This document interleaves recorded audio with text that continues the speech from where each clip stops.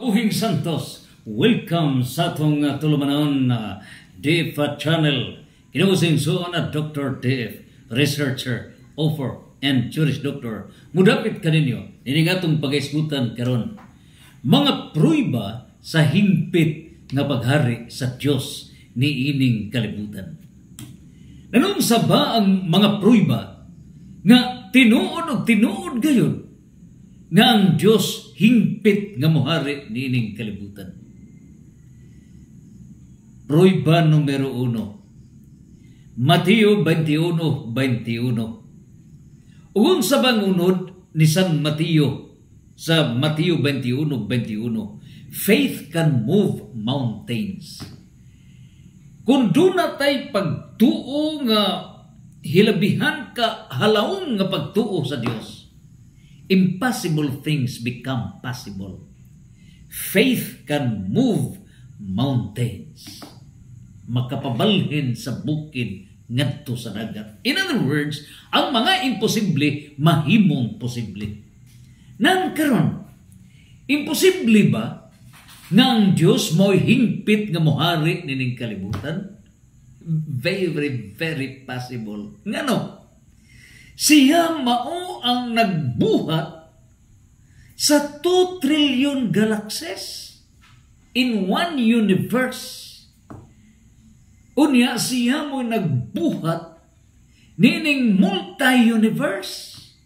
Bagutan na sa atong municipal treasurer Agaw Mero Coritico. Kay siya man ang nagbuhat sa multi-universe. Siya man ang nagbuhat sa 2 trillion galaxies. Siya man ang nagbuhat niini karon nga 1 septillion number of planets. Nining puntuha iyang plano nga kining kalibutan mao'y sentro sa iyang gobyerno sa tibuok multi-universe, and this planet Earth is the center of His universal, multi-universal kingdom. Number 2 reason. Niya sa Hebreo chapter 11, verse 1 to 4. Ugon sa banggi ingon ni San Pablo sa Hebreo chapter 11, verse 1 to 40.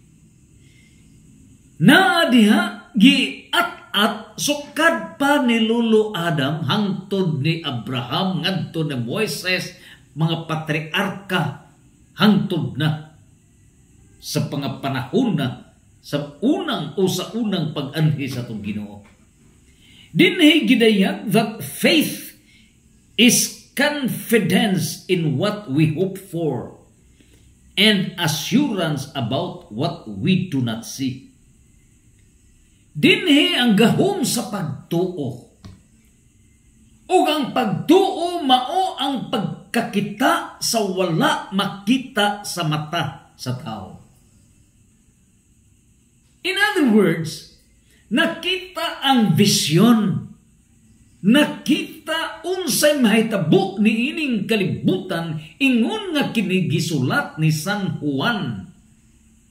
San Juan the Apostol diha sa gipadayag Revelation 21 verse 1 to 8. Ug unsa bay gisulat ni San Juan, by virtue of his faith nakita ang sa iyang pananawon. Nakita ni San Juan ang new heaven and new earth, bag-ong langit ug bag-ong yuta. Imagine. Ug kini siya mao kini mahitabo ang bag-ong langit ug bag-ong yuta, the new system sa divine world government, sa usang ka sistema sa gobyerno sa Dios nga mao'y magtumala dili lamang dinhi sa kalibutan but multi-universe. Ug diha giat-at ni San Juan nga ang katawhan nga magpuyo niini karon naa sa Revelation 21 verse 4, sickness-free society. Unsa pa'y gipasabot og sickness-free society?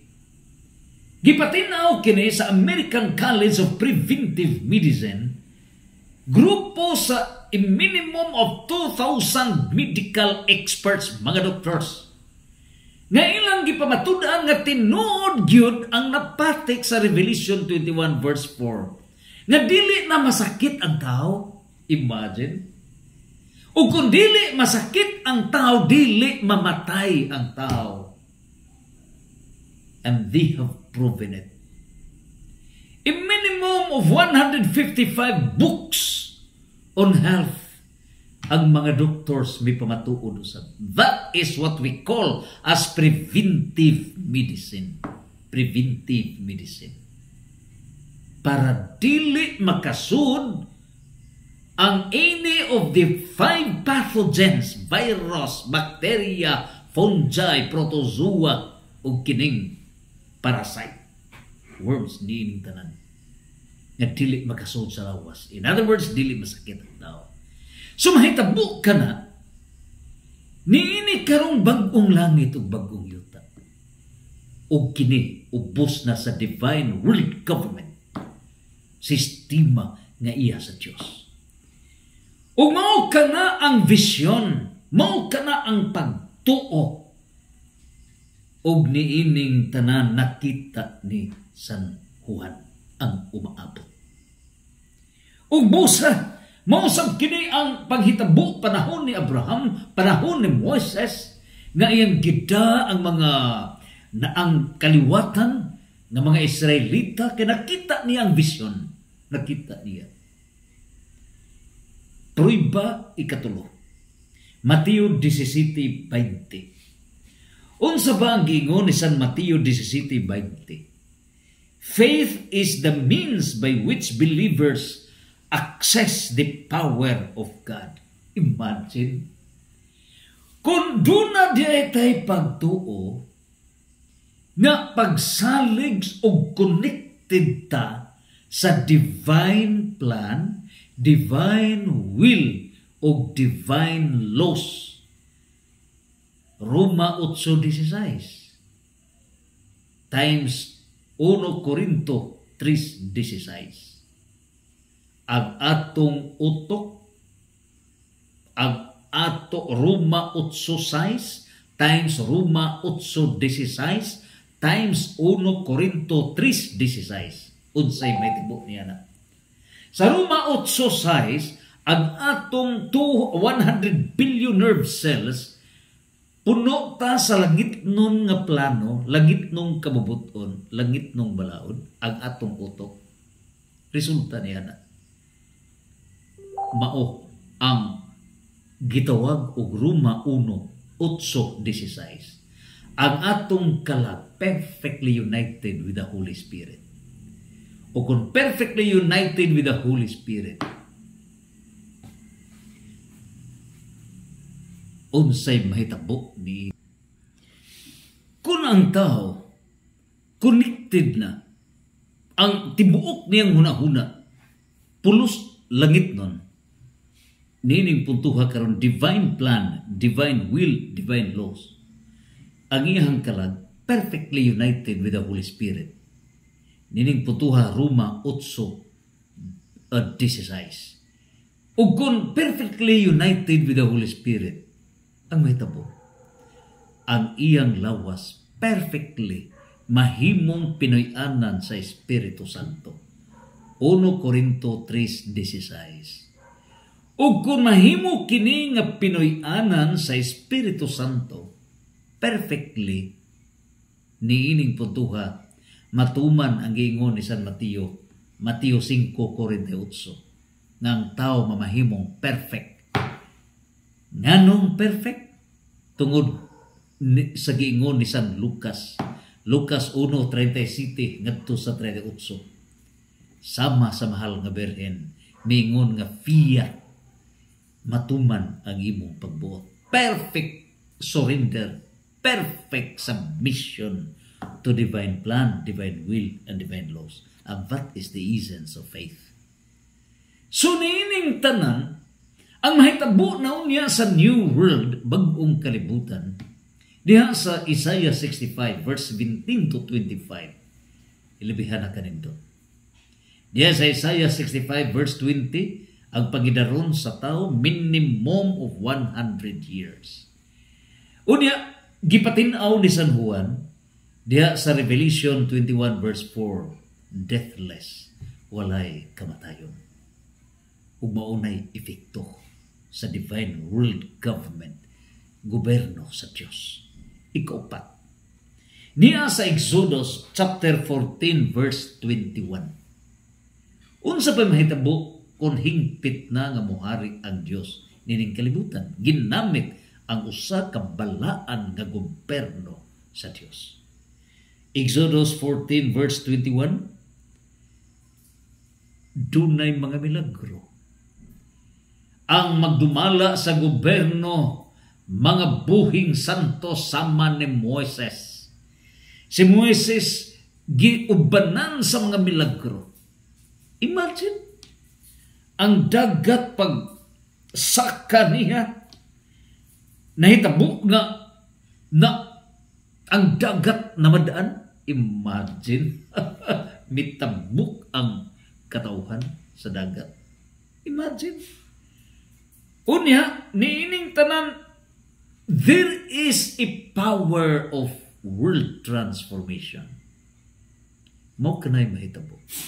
O kana sa Catechism of the Catholic Church, paragraph 1048, nga mahimog yun ang divine world transformation. Kausaban, ingon nga si Kristo dunay transfiguration. Ang iyang naong mi sanag kana na usap, misidla kana, transfiguration. Mausap kini niining kalibutan transformation. Total nga kausaban sa dagway sa naong nining kalibutan. Ninunumdum kita sa pilgrim nga journey sa Birhen sa Kasilak. Uban ni Father Alel Reyes, Father Kiking Magdusa. Unsay na itabo. Sa prayer nga led by Father Alel Reyes, yan kidayag sa pag-ampo nga moabot ang bag-ong kalibutan. Mausab ang naong niining kalibutan. Yes, and that will become the new heaven and new earth. Sumuog ka na ang mga leaders nga mga buhing santos sama ni Moses.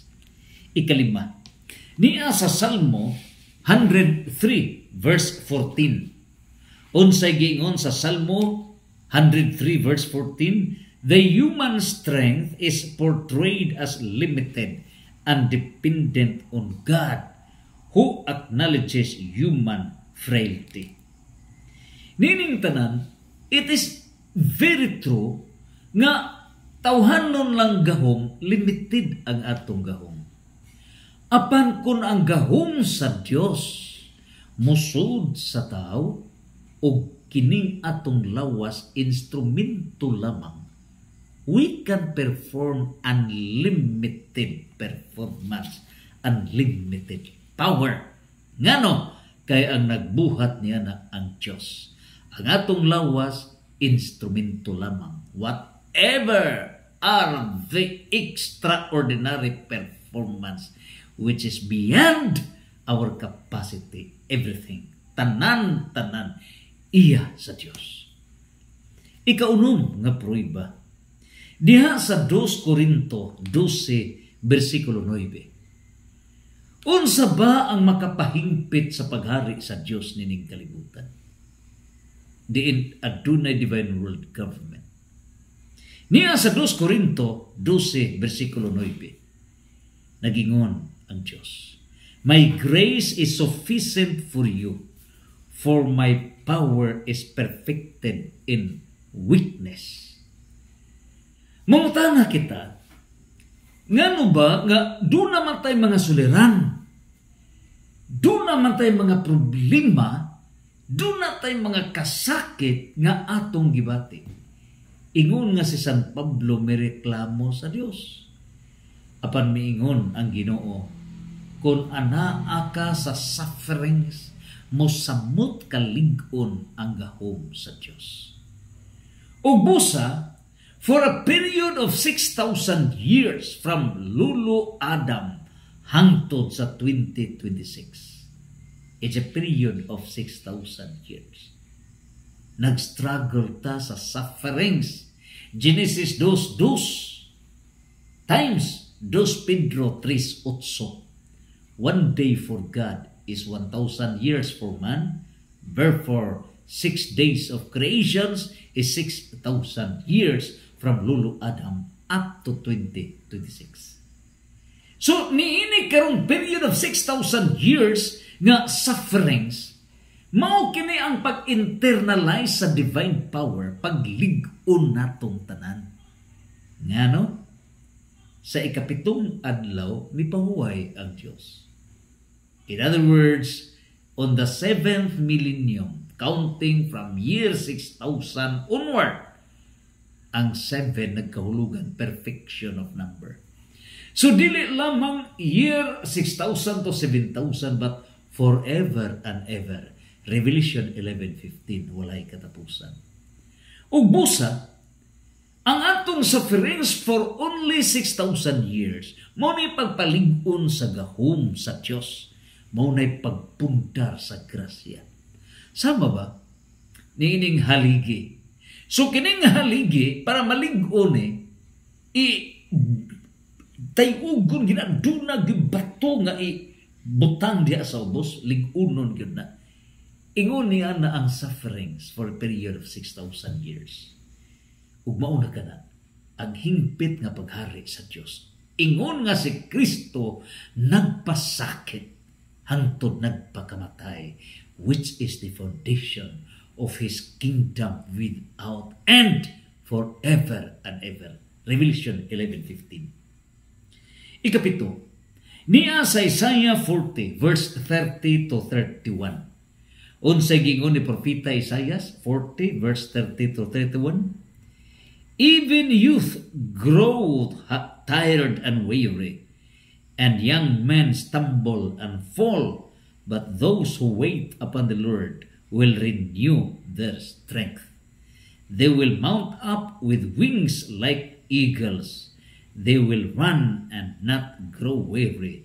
They will walk and not faint. Nining puntuha karon dinhi gidaya nga bisa ng mga batanon magtubok kini, although do na tay mga limitations, matumba ta apan mubangon ta. Nining puntuha karon unsay mahitabo, do na tay kalikon. Take note, ang atong misteryo sa kalipay sa atong pagkatao, misteryo sa kasakit, naka-experience tag mga failures sa atong kinabuhi. Admit ta sa mga failures. Misteryo sa himaya. Nining puntuha, there is a solution to our global problems. And after that, misteryo sa kahayag. O diha sa misteryo sa kahayag, mauna ang stable nga gobyerno sa Diyos hangtod sa kanturan. Divine world government. Perfect nga kinabuhi. Mao kana ang hingpit nga paghari sa Diyos niining kalibutan. Ikawalo, niya sa Romans chapter 8 verse 6. The mind governed by the flesh is death, but the mind governed by the Spirit is life and peace. Imagine. Sa dili pa ang hingpit nga paghari sa Dios nining kalibutan, sa diha nga naghari ning kalibutan, mao si Satanas within the culture of death, anatabo kagubot. Apan pag-abot na ngadto na sa 7th millennium, din ang hingpit na nga paghari sa Dios. Gamay na gyud na bilin. A few days na lang mapulpog na ang paghari ni Satanas nining kalibutan. And so, pag-abot na sa hingpit nga paghari sa Dios, with the 7 foundations in the fullness of God's kingdom, ang mahitabo na dili na kamatayon ang padulngan sa tao, kundili mao na the Spirit is life, mao nang kinabuhi ug kalinaw, hingpit nga kalinaw, deathless society. Pruiba numero 9. Niya sa Roma 12:21. Unsa bigingon sa Roma 12:21, dili ang dautan kun dili ang katarong mo'y muhari nining kalibutan. Dili ang dautan. So, let not the wrong govern the right, but let the right govern over the wrong. Nining putuha karon, dili ang dautan maoy mo convert, maoy mo agne, maoy mo dala niadtong mga buhing santos. Kundili ang buhing santos maoy mo tanag ni adtong nawad-an sa kahayag. Ug mao kini ang hingpit nga paghari sa Dios. Din kahayag ng tanan. Nanang divine philosophy of life. Niya kita sa kanapulo nga pruiba. Mateo 5:14 ngadto sa 16. Unsa bay giingon sa Mateo 5:14 ngadto sa 16? Let not the problems dominate us forever, but let the light of divine plan, divine will, and divine laws transform this old world to new world, the new heaven and new earth. Sa unsang paagi, bag-unang sistema. Doon na rin bag-ong sistema sa kinabuhi. Ug niining tanan, mao kana ang Christian kingdom. So, kini ang Christian kingdom, mao ang hingpit nga paghari sa Dios niining kalibutan. Catechism of the Catholic Church, paragraph 1048, mao ni transformation niining kalibutan. Mao sab.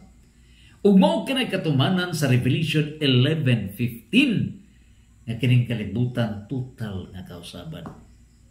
Ug busa mao na kini ang giingon the new world. Isaiah 65:17 to 25, bag-ong kalibutan. O si San Juan miingon nga kini siya gitawag og bag-ong langit ug bag-ong yuta. Revelation 21:1 to 8. O niining ikanapulog usa nga pruiba nga hingpit gyud nga muhari ang Dios dining kalibutan. Nasa Salmo 20:7. Unsay giingon niini? It is the futility of trusting in human strength. Nagaingon nga dili angay ang tao mosalig sa katakos lamang sa tao. Ayaw ibutang ang imong paglaom ngadto sa tao. Ug unsa bay giingon diha sa Psalm 20:7? Dinhi kitaya, we have to trust in the name of our Lord, our God. Ang atong pagsalig dili sa tao, kundi ngadto sa Dios. O sa atong pagsalig sa Dios, ang tao himuon nga instrumento. Busa, kung sa tao nato isalig, dili ka na uroy, dili mo lampos. Apan kung isalig nato sa Dios, ang Dios na mo'y mupalihok sa tao.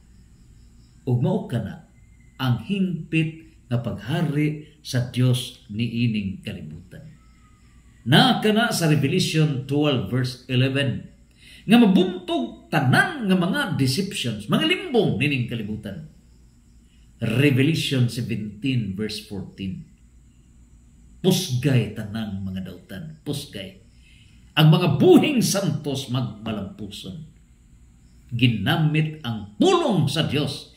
Hebrew chapter 4:12. Na kining pulong sa Dios mo ni nuclear weapon na mulambas kini makabungkag kini sa tanan nga mga deceptions ni ining kalibutan.